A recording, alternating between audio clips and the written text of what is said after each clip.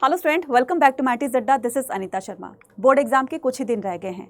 ऐसे में last minute पर हर एक स्टूडेंट चाहता है कि कुछ उसको ऐसा इंपॉर्टेंट मिल जाए जिसकी वजह से अपने बोर्ड एग्जाम में ना सिर्फ वो अच्छा स्कोर कर सके बल्कि वो टॉपर भी बन सके।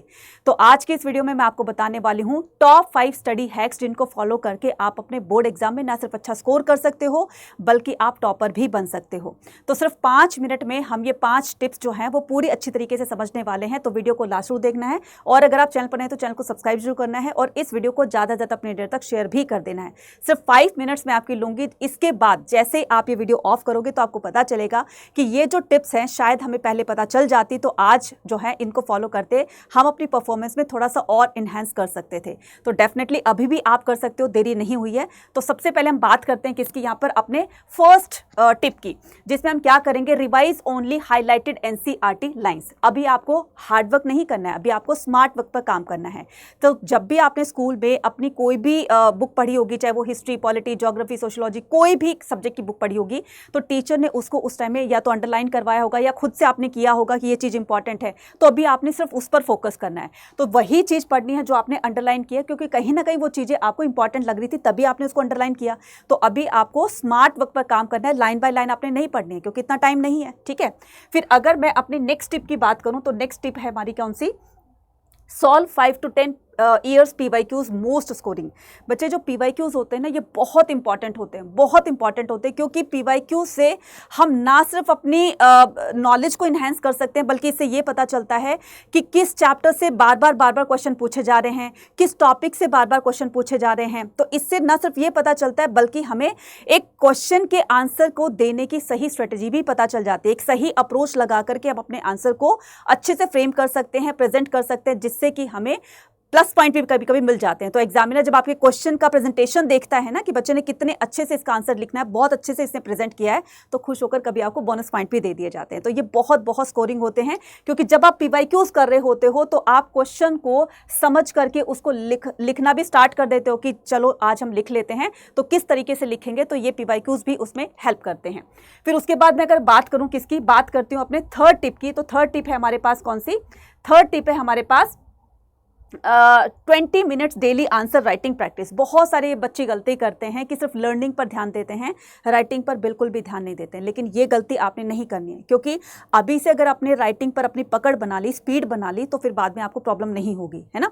तो आपने क्या करना है, 20 मिनट्स, ओनली 20 मिनट्स अपनी राइटिंग की प्रैक्टिस करनी है। चाहे वो 8 मार्क का क्वेश्चन लिखो, चाहे वो 5 मार्क का क्वेश्चन लिख लो, कुछ ना कुछ आपने लिखना ही लिखना है, ताकि आपकी हैंड राइटिंग भी थोड़ी सी सुंदर सी हो जाए और साथ में आप अपनी स्पीड भी बना सको, ताकि कोई क्वेश्चन आपसे स्किप ना हो। ठीक है, कि टाइम कम था और मैं लिखता चला गया, मेरे पास टाइम कम होने की वजह से मेरा ये क्वेश्चन छूट गया, तो ये गलती आपने नहीं करनी है। ठीक है, उसके बाद मैं यहाँ पर बात करती हूँ अपने नेक्स्ट टिप की। तो नेक्स्ट टिप है हमारे पास क्या, use one page quick revision sheet.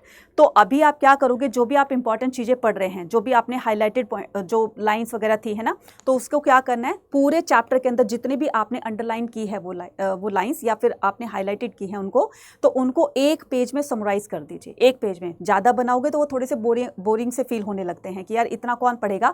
तो जितना ज़्यादा हो सके उसको समराइज करने की कोशिश करना, ब्रीफ में, मतलब जितने छोटे आप नोट्स बना सकते हो उतने बनाइए। क्योंकि अभी अगर आप पढ़ते टाइम में आपने इंपॉर्टेंट चीज़ें अपनी नोट कर ली, तो ये चीज़ें जो है वो बाद में रिवीजन के बहुत ज़्यादा काम आने वाली है, आपको हेल्प करेगी आपके अच्छे स्कोर करने में। ठीक है, उसके बाद हम यहाँ पर क्या करेंगे, उसके बाद यहाँ पर हम बात करेंगे किसकी, अपने 5th टिप की। ठीक है, जो कि हमारी होगी क्या, जो कि 5th टिप होगी परफेक्ट मैप, केस स्टडीज़ और फिर आपके डायग्राम। तो जो भी आपके जिस तरह के सब्जेक्ट हैं, फॉर एग्जांपल हिस्ट्री, पॉलिटी और ज्योग्राफी, तीनों के अंदर आपके मैप्स आते हैं। ठीक है, तो मैप को भी आपने बिल्कुल अच्छी तरीके से फोकस करना है, कहाँ पर कौन सी चीज़ आपको लोकेट करनी है, कौन सा प्लेस वहाँ पर पूछा गया है, ये आपको PYQ से, सैम्पल पेपर से पता चल जाएंगे, है ना।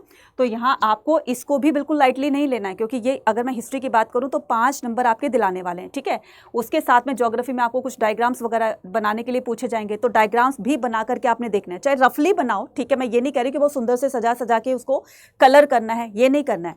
चाहे रफली बनाकर देखो, इससे क्या आइडिया होगा कि मुझे अपने आंसर के साथ में अगर मैं ये इस तरह का डायग्राम बनाऊंगा तो इससे मेरे आंसर को थोड़ी सी वेटेज और ज़्यादा मिल जाएगी और मुझे फुल मार्क्स मिलने के चांसेस और ज़्यादा बढ़ जाएंगे।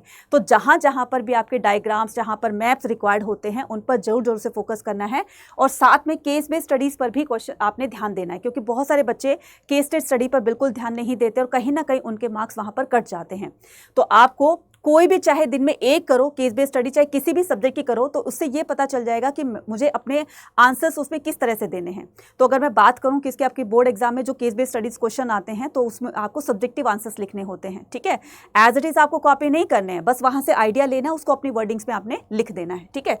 तो ये अपना 5th था। अगर मैं इस पूरे के पूरे जितने भी मैंने 5 टिप्स बताए हैं, अगर मैं इसको कंक्लूड करके एक ही लाइन में इसका आंसर दूं तो वो है PYQs plus NCERT plus presentation guaranteed success है ये, ठीक है। तो इसका गारंटीड सक्सेस का दूसरा नाम क्या है? दूसरा नाम है PYQs, NCERT एंड प्रेजेंटेशन। तो यही तीनों चीजें मिला करके आपको बना सकती हैं टॉपर्स, आपको दिला सकती हैं सक्सेस। तो आई होप आपको सभी चीज़ें बहुत अच्छी तरीके से समझ में आ गई होगी।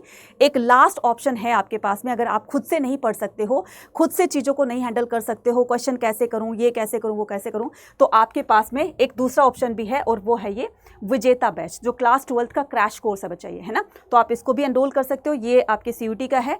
विजेता के 3 वेरिएंट हैं, ठीक है। इसमें आपको क्लास 12th और CUT दोनों का क्रैश कोर्स मिलेगा और ये आपके क्लास 12th के क्रैश कोर्स हैं, ठीक है। तो आपको देख लो यहाँ पर पूरे के पूरे सब्जेक्ट्स आपको सिर्फ मात्र आपके जो जितने भी आपके सब्जेक्ट हैं तो वो बहुत ही रीजनेबल प्राइस पर आपको जो है वो दिए जा रहे हैं। और ये हिस्ट्री की माइंड मैप बुक है। अगर हिस्ट्री के बड़े बड़े चैप्टर्स को आप विदिन 10 to 12 मिनट में समझना चाहते हैं तो ये माइंड मैप की बुक आपको बहुत ज़्यादा हेल्प करेगी। इनमें से किसी में भी एनरोल करने के लिए और मैक्सिमम डिस्काउंट पाने के लिए कूपन कोड यूज़ करना है Y489 और ये मेरा टेलीग्राम चैनल है, इसको भी क्या कर सकते हो आप ज्वाइन कर सकते हो। तो ये कहाँ पर मिलेगा आपको? विजेता मिलेगा आपको करियर्स अड्डा की ऐप पर, ठीक है। तो प्ले स्टोर से सबसे पहले करियर्स अड्डा की ऐप को डाउनलोड कीजिए, देन उसके बाद में इस तरह का आपको एक इंटरफेस दिखाई देगा, ठीक है। आपको यहाँ पर क्या करना है, ऑल कोर्सेज पर जाना है। जैसे आप ऑल कोर्सेज पर जाओगे तो यहाँ पर आपको क्रैश कोर्स दिखाई देगा, ठीक है। अब यहाँ पर व्यू ऑल पे जाना है। जैसे व्यू ऑल पे आओगे तो अपने स्ट्रीम के हिसाब से ये रहा आपका विजेता, ठीक है। सारे सब्जेक्ट पढ़ाए जाएंगे। लास्ट मोमेंट पर आपको ये क्रैश कोर्स दिया जा रहा है। अभी भी बच्चा अगर आप को लगता है कि मेरे से नहीं पढ़ा जाएगा और लास्ट मिनट मुझे अच्छी से रिवीजन लेकर जानी है तो आप इसको एनरोल कर सकते हो। मैक्सिमम डिस्काउंट पाने के लिए कूपन कोड यूज़ करना Y489, ठीक है। क्या करना है? Y489। और ये कोर्स क्रैश कोर्स आपको 1294 का पड़ रहा है। तो बच्चे अभी भी देरी नहीं हुई है, कुछ टाइम अभी आपके जो हाथ में है उसको अच्छे से यूटिलाइज़ कीजिए, ठीक है। और बहुत अच्छे से मार्क्स लेकर आए अपने बोर्ड एग्जाम के अंदर। हम आपके साथ हैं और हमेशा रहेंगे, ठीक है। All the very best. Thank you.